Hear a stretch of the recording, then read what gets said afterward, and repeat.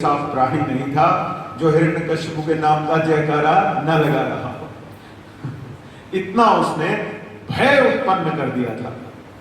देखिए, आसुरी तप दूसरों में भय उत्पन्न करता है, लेकिन भगवान के सज्जन भक्तों का जो तप है वो सबके भय का नाश करता है। ये सीखने वाली बात है। तो अब जब उसका ये अपराध बढ़ता गया, उसकी पत्नी कयाधु, जिनके नाभ्योस्तियावती शक्ति ही पाप निर्हरणे विभो न तावत कर्तुम शक्नोति पातकम पातकी जनः। भगवान के नाम में पापों को दूर करने की इतनी शक्ति है जितनी पाप कोई कर ही नहीं सकता, कर ही नहीं सकते। पापी लोग इतना पाप कर नहीं सकते जितना पाप भगवान का नाम नाश कर सकते। बिल्कुल। तो इस प्रकार से उनकी पत्नी कयाधु गर्भवती है। देवताओं ने सोचा हिरण्यकश्यपु तप करने गया हुआ है, और हिरण्यकश्यपु जैसे लोग बोलते हैं ना, सांप का सकोला। देवताओं ने भी ऐसी भावना की, अब ये उसका बीज है तो होना हो ये भी हमारा नाश ही करेगा, तो पीछे से हम इसको मार डालें। और माता कयाधु को मारने का प्रपंच कर रहे हैं, गर्भवती। नारद जी ने जब देखा तो नारद जी ने देवताओं को फटकारा कि तुम लोग इतना बड़ा अपराध करने जा रहे हो, किसी गर्भवती स्त्री पर आक्रमण करना महापाप है। क्या हो गया है तुम लोगों के विवेक को? अपने स्वार्थ में अंधे होकर के तुम गर्भस्थ शिशु को भी मारने से नहीं घबराते? वैसे कलयुग में तो सामान्य बात है महाराज जी, गर्भस्थ शिशुओं की दिन रात हत्या हो रही है। ऐसी माताओं को और पुरुषों को मैं ये विनती करता हूं, आजकल तो टेक्नोलॉजी का जमाना है, आप लोग चाहें तो गर्भ के अंदर बैठे हुए उस शिशु को डॉक्टर लोग अबॉर्शन के दौरान किस तरह से काटते हैं, टुकड़ा टुकड़ा करते हैं, वो वीडियोस आप देख सकते हैं इंटरनेट पर जाकर, कभी देखिए। फिर अपनी आत्मा से पूछिएगा क्या ये कराना चाहिए कि नहीं कराना चाहिए। महाराज जी, अपने वो वीडियोस देखे। वो बालक जो गर्भस्थ शिशु होता है वो कभी ऊपर की ओर उछलता है, कभी यूं बचाना चाह रहा है सबको, कभी इधर जा रहा है, और डॉक्टरों की कैंचियां कभी उसकी उंगली काट रही है, कभी उसकी कान को काट डाल रही है, कभी उसकी टांग काट रही है। इतनी बुरी तरह से तड़पा तड़पा करके उसकी हत्या की जा रही है। पता नहीं क्या हो गया है हमारे विवेक को। हमारे पूर्वजों के पास आज से 50-60 साल पहले हमसे तो बहुत कम ही सुविधा थी, तब भी वे इतनी संतानों को दुख पा करके भी पाल लेते थे। आज हम लोगों को क्या हो गया है कि गर्भ में अपने ही बालकों की हत्या करने में भी हमारा मन, माताओं का भी मन, पिताओं का भी मन एक बार भी नहीं पकड़ा जाता। अरे थोड़ा तो रुको, क्या करने जा रहे हैं? जन्म लेने के बाद अपने बालक को कोई चींटी भी अगर उसके निकट आ रही हो तो हमको कैसे झटका लगता है, तब क्या वो अपना बालक नहीं है जब पेट में? इसलिए गर्भस्थ शिशु की हत्या रूपी महापाप से हम सबको बचना चाहिए। और इसका सबसे उत्तम पक्ष है हम संयमी जीवन धारण करें। संयम समाधान है। ये जो अप्राकृतिक तरीके संतान को रोकने के हैं, ये सब दोषपूर्ण हैं, धर्मशास्त्र विरुद्ध है। इसलिए संयमी जीवन, और संयम आएगा भगवान नाम में निष्ठा से। अगर भगवान नाम में निष्ठा नहीं की तो हम संयम नहीं कर सकते। नाम ही सबसे सरल, सुगम और सर्वाधिक बलशाली साधन है।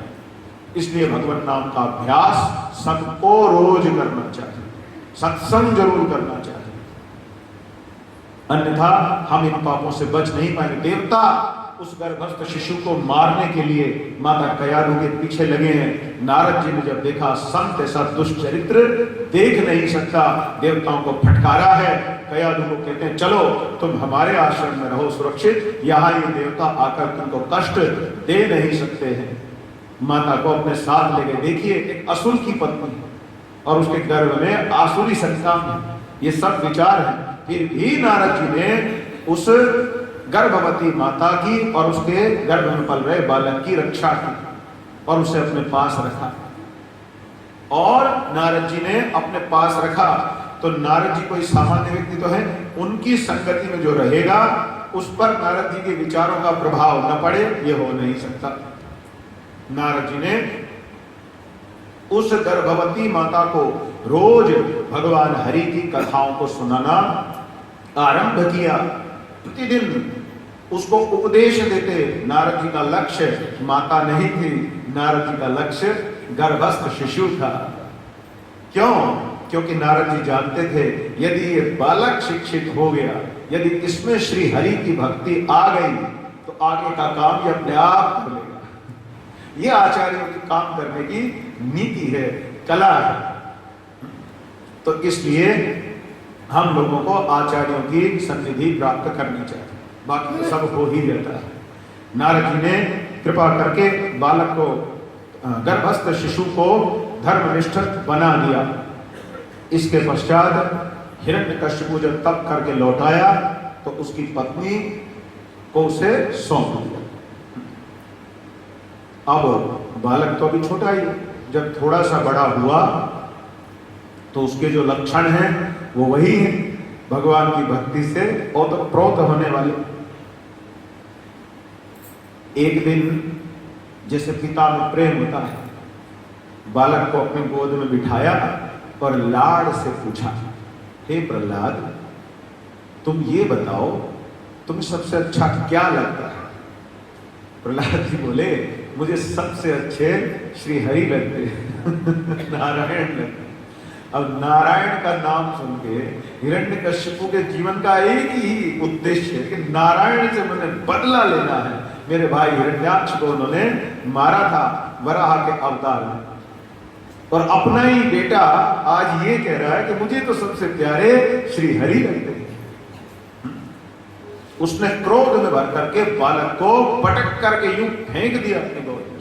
तो असुरों का प्रेम ऐसा ही होता है।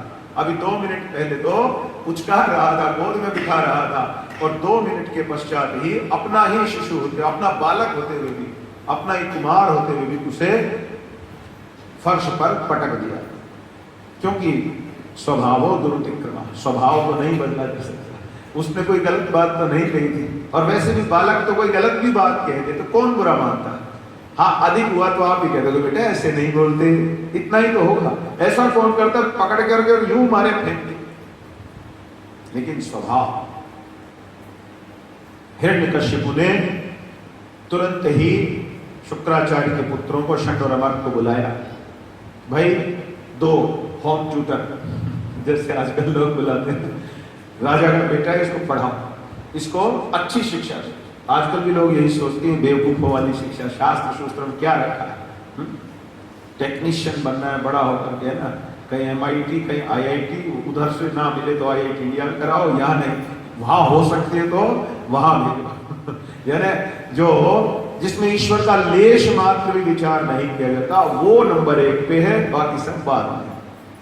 तो हिरण्यकशिपु ने षंड और अमर्क से कहा, इसे ले जाओ और इसको तुम हमारे शासन व्यवस्था के अनुकूल शिक्षा देना आरंभ करो। षंड और अमर्क ले गए। षंड और अमर्क बालक को कभी नीति शास्त्र पढ़ाएं, किस प्रकार से जो असुरों के अनुकूल हो, आसुरी विचारधारा को आगे बढ़ाने में मदद करने वाली हो। देखिए, जब तक इस कथा से हम अपने वर्तमान में कुछ न सीखें तो मुझे लगता है बात अधूरी सी रह जाती, कनेक्ट नहीं हो पाते। फिर ऐसा लगता है कि हाँ हुआ होगा, हम क्या करें। ऐसा आज भी हो रहा है। महाराज जी 8वीं 9वीं कक्षा के बालकों को, सरकारी स्कूलों की बात कर रहा हूं, जो पुस्तकें दी गई हैं उसमें जो उन लोगों को समाज विज्ञान में पढ़ाया जा रहा है। एक दिन हमने यूं देख लिया, किसी के घर पे थे तो वो बालक की पुस्तक रखी थी, स्वभाव में उलट पलट के थोड़ा देखने लगे। मुझे बड़ा घोर आश्चर्य हुआ देख करके। उस पुस्तक में एक चैप्टर का नाम था सिविलाइजिंग द अनसिविलाइज्ड। जी, मैकाले ने जो भारत में आकर के नई शिक्षा पद्धति दी है उस बात को पढ़ाने के लिए चैप्टर का क्या नाम, अब वो पता नहीं 8वीं या 9वीं की रही होगी, आप लोगों के बच्चे हो तो चेक कर सकते हैं कि मैकालियन एजुकेशन सिस्टम जो भारत में आया है उसने हम असभ्यों को सभ्य बनना सिखाया है। इस देश को आजाद हुए 70 साल हो गए, इतना सा काम हमसे नहीं हुआ कि हम मैकाले को मानते हैं, जानते हैं कि वो गलत है, ओपन उसके अगेंस्ट एविडेंसेस भरे पड़े हैं। अभी भी अगर आप लोग देखेंगे तो संभवतः 1832 3 फरवरी इस डेट को आप इंटरनेट पे जाके खोजेंगे, और ब्रिटिश पार्लियामेंट में उसने जो रिपोर्ट अपनी प्रेजेंट की थी 3 साल तक भारत में शोध करने के बाद, तो उसमें उसने साफ साफ शब्दों में कहा कि अगर इस देश को बर्बाद करना है, इस भारत पर सदा सदा के लिए अगर राज करना है, तो इनके इस स्पिरिचुअलिटी को, शास्त्रीय अध्ययन व्यवस्था को बर्बाद करना होगा, अन्यथा भारत को हम कभी भी अपने नियंत्रण में पूर्ण रूपेण नहीं ला पाएंगे। और इस देश के आजाद होने के 70 साल बाद नन्हे नन्हे मस्तिष्कों को यह बताया जा रहा है, सिविलाइजिंग द अनसिविलाइज्ड, कि मैकालियन एजुकेशन सिस्टम हम असभ्यों को सभ्य बनाने के लिए लाएगा। तो क्या किसी देश का भविष्य उज्जवल हो सकता है जो इतना छोटा सा कार्य नहीं कर पाया? और कोई पार्लियामेंट में जो बात कही जाती है वो तो ऑन रिकॉर्ड होती है ना, बकवास नहीं कर सकते वहां तो जो बात फालतू की है उसे रिकॉर्ड में रखा ही नहीं जाता है। अभी भी आप देख सकते हैं वो लोग बोल देते हैं कि इसको रिकॉर्ड से निकालना। अगर उन्होंने रिकॉर्ड में मेंटेन किया है तो ये तो पक्का काम था, वो ये भी नहीं वो ऐसे ही कह गए। ये हालत है। तो षंड और अमर्क की जो नीति हिरण्यकश्यप ने अपनाई वो तो आज भी जारी है, अब कहां बंद हो गई है। इसी प्रकार से एक और छोटा सा उदाहरण देता हूं आपको, अभी तो हट गई है, मैं धन्यवाद दूंगा ये नए प्रधानमंत्री जो हमारे देश के बने हैं, उससे पूर्व की बात है महाराज जी, 2012-13 की 10वीं कक्षा के छात्रों को हिंदी विषय में एक अध्याय पढ़ाया जाता था जिसमें एक प्रकरण वो लोग चलाते थे, हमारे महापुरुष। अच्छा विषय तो कि भाई इस देश में जो महापुरुष लोग हुए हैं उनको बच्चों को पढ़ाओ तो अच्छे संस्कार पढ़े। आप जानते उसमें किस आप समझ जाएंगे, नाम लेते कामिल बुलके, फादर कामिल बुलके, हमारे महापुरुष। धर्म सम्राट स्वामी कृपात्री का नाम नहीं पढ़ा सकते, कीड़ा है, जाने क्या ले जाएंगे छीन करके।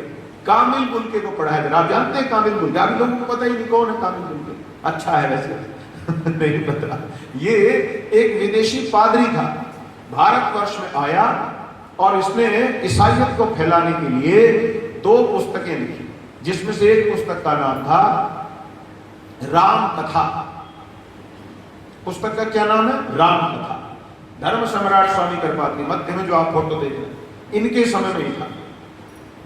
तो इसने राम कथा एक नवीन दृष्टि इस नाम से जो पुस्तक लिखी, तो अब हमारे लोग तो भोले भाले होते हैं, अरे अंग्रेज ने देखो राम जी के ऊपर पुस्तक लिखी है, चाव चाव पढ़ रहे क्या लिखा है कि कोई ध्यान देगा नहीं। तो वो पुस्तक किसी सज्जन ने लाके धर्म सम्राट स्वामी कृपात्री जी को दी कि महाराज जी देखिए इस व्यक्ति ने विदेशी होते हुए राम कथा पर ग्रंथ लिखा है। तो महाराज जी ने कहा चलो रख दो।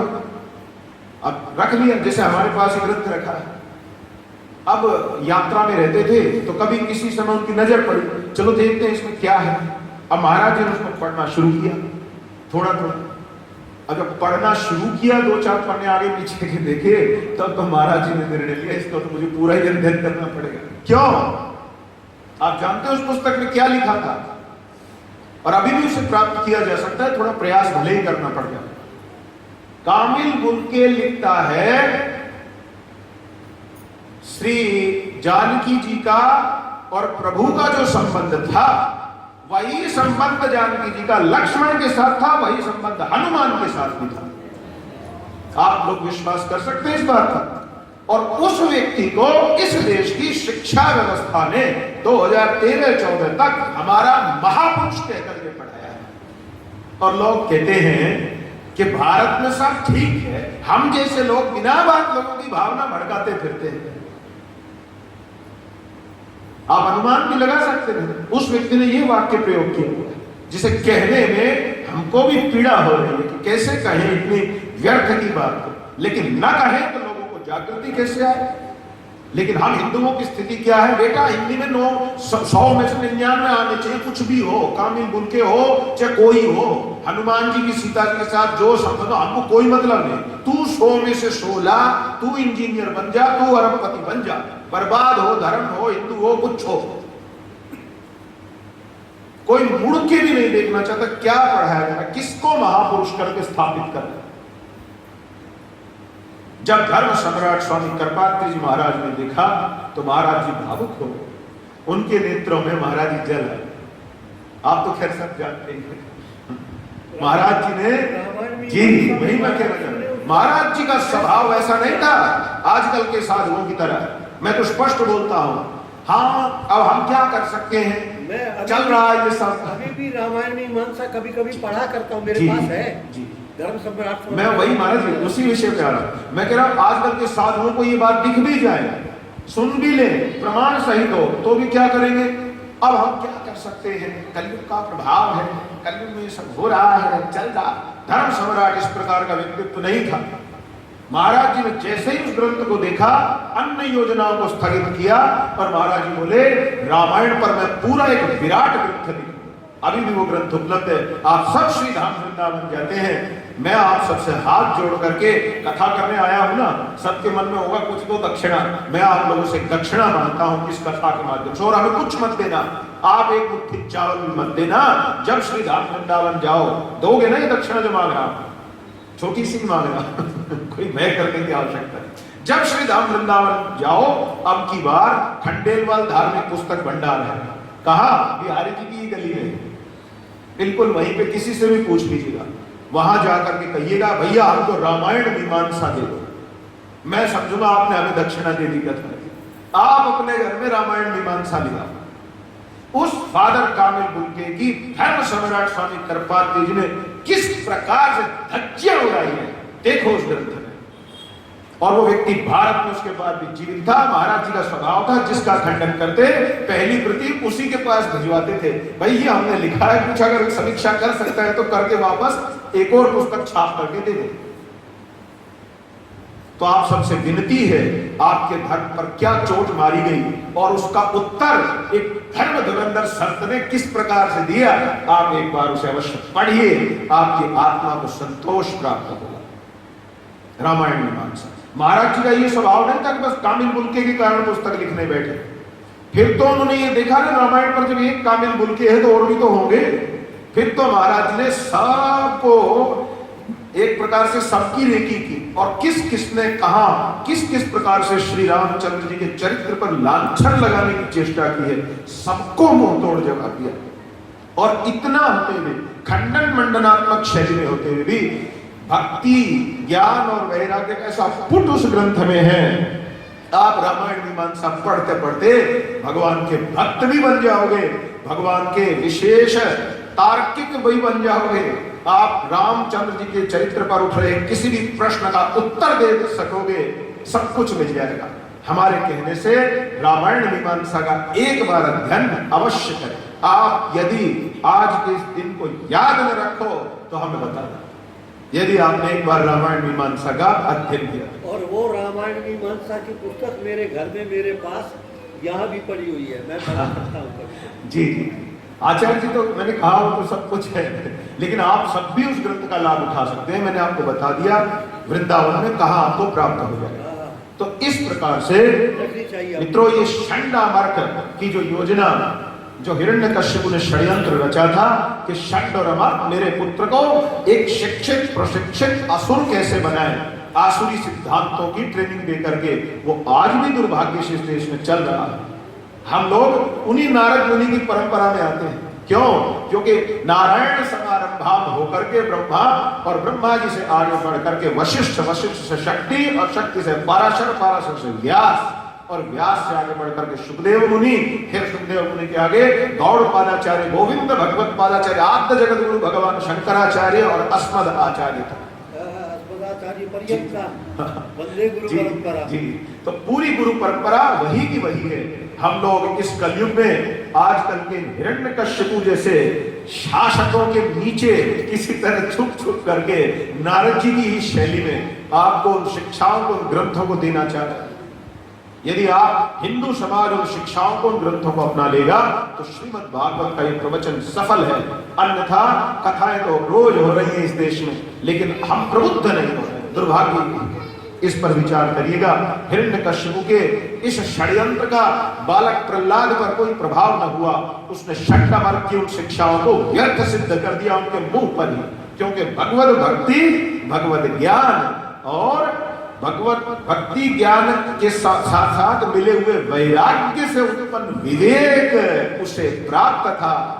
तो जिसके पास वो दैवी विवेक हो उसे कौन भ्रमित कर सकता है। उसने षंडा वर्ग को 5 वर्ष की अवस्था में मानव पराजित कर दिया।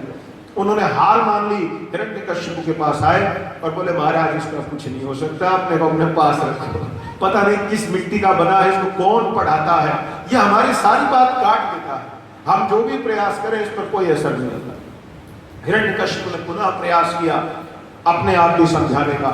जब बात नहीं बनी तब हिरण्यकश्यप को क्रोध आ गया, क्योंकि असुरों का सिद्धांत है, जिहादियों का सिद्धांत है, अगर बात थोड़े में बनती हो तो ठीक, नहीं तो काट डालो, मार डालो, उससे आगे या पीछे वो नहीं सोचते। हिरण्यकश्यप ने भी बालक को मारने का प्रयत्न किया। कभी उसे हाथियों के नीचे कुचलवाने की चेष्टा की, कभी पहाड़ से फेंकवाया, कभी हिरण्यकश्यप ने इस नन्हे से महाभागवत को जाने कैसी कैसी यातनाएं दी, सांपों के मध्य में फेंकवा दिया। जितने यत्न वो कर सकता था सब पाप उसने करके देखे। और प्रहलाद जी ने कभी ये नहीं सोचा हाँ भगवान आएंगे मुझे बचा लेंगे। उन्होंने यही सोचा चलो अब अंतिम क्षण आ गए हैं, भगवान का ध्यान कर लेना चाहिए। वो यही सोचते थे, लेकिन भगवान की योजना तो कुछ और है ना। और भगवान की योजना को कोई असफल कर सके ऐसा कोई इस धरा पर न तो कभी उत्पन्न हुआ है और न होगा। इसलिए कोई प्रभाव न हुआ। बालक प्रहलाद हर बार हर संकट से बचता रहा। मित्रों, ऐसी अद्भुत लीला श्री हरि ने की। तब हिरण्यकश्यप को अंदर अंदर थोड़ा थोड़ा भय लगने लगा कि मामला क्या है, ये कैसे संभव हो सकता है कि नन्हा सा बालक हाथी के पैर नीचे से बच गया, नागों के मध्य फेंका तो बच के आ गया, पहाड़ी से फेंकवाया तो भी बच करके आ गया, ये कैसे हो सकता है, कुछ गड़बड़ है। तो उसने सीधे बालक को चुनौती देते हुए कहा बता कहां है तेरा हरि, मैं आज उस हरि से निपटना चाहता हूं। तो बालक प्रहलाद ने उस समय उत्तर दिया मेरा हरि कहां नहीं है। आप पूछते हो हरि कहां है? जी जी जी जी उनका विष्णु पर्वत मंडले जी उनका विष्णु कहां नहीं है, श्री हरि कहां नहीं है। आपका प्रश्न है हरि कहां है, मेरा प्रश्न है हरि कहां नहीं। आप पूछते हो मुझे कहीं दिखता नहीं, मैं पूछता हूं मुझे और कुछ दिखता नहीं। तो समस्या ये है। तो हिरण्यकश्यप और चिढ़ा, उसने पूछा ये मेरे सामने जो स्तंभ है क्या इसके अंदर भी तेरा हरि है? अगर सब जगह है तो? प्रहलाद ने कहा अवश्य। तो अपने हरि को बोलने में अभी मुष्टिक प्रहार से इस स्तंभ को नष्ट करने जा रहा हूं, अगर वो इसमें से निकल जाए, नहीं तो आज मारा जाएगा मेरे हाथ। पागल हो गया क्रोध में, जो मुंह में आ रहा है बके जा रहा है। ठीक है, ये नहीं विचार करता कि नारायण भगवान ने तेरे सामने तेरे ही पुत्र की रक्षा कर ली, जब तू उनके इस नन्हे से भक्त का कुछ नहीं बिगाड़ पा रहा, तो तू साक्षात तुम परमेश्वर का क्या बिगाड़ लेगा रे बाप रे। लेकिन ये विवेक कहां से आए? भक्ति ज्ञान और वैराग्य से आए। अब जिसे भक्ति ज्ञान और वैराग्य नहीं तो उसका विवेक ऐसा ही बेवकूफों वाला होता है। और इसने गुस्से में भर करके स्तंभ पर प्रहार कर दिया। प्रहार करने से क्या हुआ? ऐसा लगा मानो आजकल से तुलना करें तो जैसे कोई परमाणु बम फटा, वो ऐसा अद्भुत धमाका था। और कुछ संत कहते हैं भगवान इतने विराट स्वरूप में दिखे उसे भगवान के अंगूठों का नाखून ही दिखा। भगवान ऐसे विराट रूपधारी की झलक उसे दिखी। साक्षात भगवान नरसिंह उसके सामने खड़े। हिरण्यकश्यप घबरा गया कि अब मेरा कुछ नहीं हो सकता। फिर भी अपना बल एक बार पुनः एकत्र करके भगवान पर आक्रमण करता है। बोलिए भगवान नरसिंहदेव की जय। भगवान उसके साथ थोड़ा खेल खेलते हैं। क्यों? क्योंकि ब्रह्मा जी के वरदानों को भी सच्चा सिद्ध करना है। कोई त्रुटि रह न जाए। भगवान ने देखा जैसे ही संध्या काल हो गया अर्थात सूर्य आधा डूब गया, तुरंत ही भगवान ने इसे पकड़ा और अपनी गोद में लिटाया। आकाशवाणी हुई, हे हिरण्यकश्यपु, तेरे समस्त वरदानों की रक्षा की जा रही है, तू ये नहीं कह सकता कि तेरे साथ अन्याय हुआ है। भगवान नरहरि ने, उस परम नारायण ने उस समय अपने नाखूनों से उसके पेट को फाड़ डाला, उसकी आंतों को भी खींच करके अपने गले में इस तरह से डाल लिया मानो रक्त पुष्पों की माला गले में पड़ी। तो भगवान जब क्रोध करते हैं तो क्रोध भी दिव्य हो जाता है, क्रोध भी आदरणीय हो जाता है, क्रोध भी मधुर लगने लगता है। यही तो भगवान की विशेषता है। भगवान यदि प्रेम करे तो प्रेम का माधुर्य, भगवान यदि बाल लीला करे तो बाल लीला का माधुर्य, भगवान यदि क्रोध करे तो क्रोध का माधुर्य। सामान्यतया कोई क्रोध में आए तो हमें अच्छा नहीं लगता, पर भगवान का तो क्रोध भी मधुरम मधुरम है, सब प्रकार से मधुर ही मधुर है, कोई समस्या नहीं। भगवान के इस दिव्य दर्शन को करके प्रहलाद जी भी आनंद से भरे हैं। उस समय मित्रों, जब इस राक्षस का अंत हो गया तो सब देव मंडली भी आई, माता भी आई, माता महालक्ष्मी, सबने उन्हें शांत करने का प्रयत्न किया, पर भगवान स्वयं को शांत न कर सके। क्योंकि भगवान के भक्तों के विरुद्ध जब कोई मूर्खता करता है तब भगवान अपना आपा खो बैठते हैं, ये ध्यान रखिए। इसलिए भक्त के चरणों पर अपराध इस संसार में सबसे बड़ी भूल है, और इस भूल को कलयुग में लोग करते बिल्कुल नहीं घबराते, बिल्कुल भी नहीं सोचते कि जिसके विरुद्ध मैं बोल रहा हूं, कह रहा हूं या कुछ कर रहा हूं वो श्री हरि का भक्त है। श्री हरि के भक्त के विरुद्ध कभी भी कोई दुराचार दुर्व्यवहार नहीं करना चाहिए, और भक्त तो कोई भी प्राणी हो सकता है। इसलिए बहुत सावधानी से भक्तों के प्रति व्यवहार करना चाहिए। भक्त का अपराध अक्षम्य अपराध है। भगवान के चरणों पर किए गए अपराध को प्रभु क्षमा कर देते हैं, लेकिन भक्त के चरणों पर किए गए अपराध का दंड अवश्य देते हैं। इसलिए भगवान से भी अधिक सावधान भगवान के भक्तों के प्रति रहने की आवश्यकता है। इसे समझिए। भगवान शांत नहीं हो रहे हैं, देवताओं ने भी प्रयास करके देखा, तब देवताओं ने बालक प्रहलाद को ही आगे किया। बेटे, बच्चे को बिठाओ, वो मुख में डालता है, जूठा हाथ इधर उधर अंदर जा करके लगाता है, बालक को संभालो। तो अब इस प्रकार से क्या लीला हुई, भगवान नरसिंह बैठे हैं और बालक प्रहलाद भगवान की वंदना करने के लिए आगे आता है। जब भगवान ने बालक प्रहलाद को देखा तब भगवान अपने क्रोध से एकदम शांत स्वरूप में आ गए, और भगवान ने बड़े प्रेम से बालक के सिर पर हाथ रखा। जब भगवान ने हाथ रखा तो प्रहलाद जी ने कहा, हे प्रभु, मैं कितना भाग्यशाली हूं, यद्यपि मैं तो असुर कुल में उत्पन्न हुआ हूं, फिर भी आपने अपना ये प्रेममयी हाथ मेरे सर पर रखा है, तो मुझे कितना सौभाग्य प्रदान आपने कर दिया। और भगवान के अनेक मधुर स्तुतियां की। भगवान ने भी प्रहलाद को ही हिरण्यकश्यप के स्थान पर प्रतिष्ठित किया और सब प्रकार के वरदान आदि दे करके अंतर्धान होकर अपने लोक पधारे। बोलिए प्रहलाद महाराज की जय, बोलिए नरसिंह भगवान की जय। तो मित्रों, इस प्रकार से ये प्रकरण आगे बढ़ता है। फिर युधिष्ठिर महाराज नारद जी से कुछ एक प्रश्न करते हैं, और प्रश्नों का उद्देश्य है मनुष्यों के धर्म को जानना। नारद जी 30 प्रकार के मानव धर्मों का उपदेश देते हैं, और वो सामान्य धर्म है, वो हम सबके लिए आवश्यक है। हम सभी को उन सामान्य धर्मों का पालन करना चाहिए। आजकल दुर्भाग्य ये है, धर्म का मतलब लोगों ने समझ लिया है केवल पूजा पाठ, बस पूजा कर ली, हो गए हमारे सब धर्म पूरे। किंतु बात इस प्रकार की नहीं है। युधिष्ठिर जी को उपदेश देते हुए नारद जी ने जो सामान्य मानव धर्म कहे, ये वो धर्म है जिन्हें सभा में कहा जा सकता है। आपकी जिज्ञासा थी। तो युधिष्ठिर जी से बोले, धर्म के 30 लक्षण शास्त्रों में है, इन लक्षणों से यदि हम युक्त हैं तो हम भी धर्ममयी हैं, अन्यथा हम में धर्म का अभाव परिलक्षित होगा। क्या है वो लक्षण? सत्य। हमारे जीवन में सत्य होना चाहिए, हम झूठ न बोले। आजकल की तो ये संस्कृति ऐसी हो गई है, फोन रहता है सबके हाथ में, हाँ जी कहाँ हो, बस आपके गेट पे ही आ गया।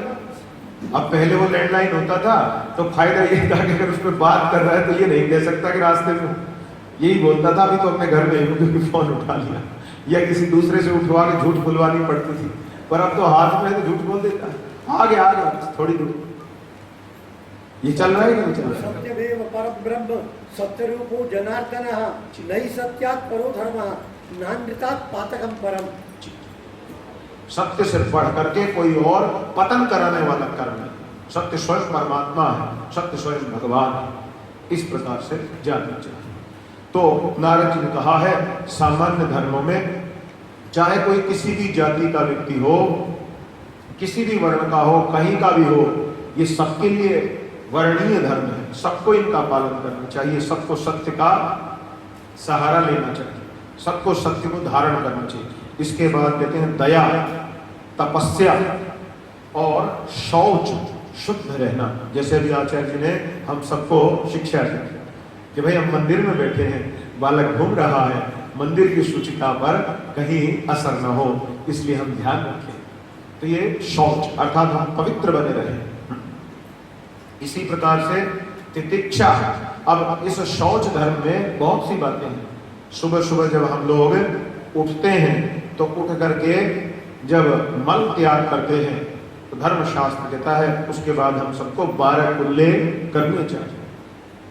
इसी प्रकार यदि हमने लघु शंका अथवा पेशावादी कर्म किया है तो उसके पश्चात 4 बार कुल्ला करना चाहिए। यही काम यदि रात्रि में होते हैं तो आधा आचार रह जाता है, अर्थात 6 कुल्ले और 2 कुल्ला करना चाहिए। भोजन करने के पश्चात 16 बार कुल्ला करना चाहिए। ये धर्मशास्त्र की आज्ञा है। छोटे छोटे काम हैं, ये हम सबको सीखने चाहिए। इसमें कोई जोर नहीं पड़ता, लेकिन धर्म का अभ्यास न होने से हो सकता है। और बोलो 16 बार कुल्ला, इतना ऐसा क्या लग गया? इस प्रकार से नहीं, शास्त्र की आज्ञा है, विनम्रता से उसका पालन करना चाहिए। ठीक है, तो ये आचार के छोटे छोटे ऐसे कार्य हैं जिन पर ध्यान देने की आवश्यकता है। शौचाचार में इसी प्रकार का पानी भी यदि हमने पिया है तो पानी पीने पर भी हमारा मुंह झूठा होता है, तो उसके बाद आचमन करने से ही शुद्धि होती है। और यदि आचमन नहीं भी किया या नहीं कर पा रहे हैं तो कम से कम दक्षिण कर्ण को 3 बार अथवा 1 बार तो स्पर्श अवश्य करें शुद्धि के लिए।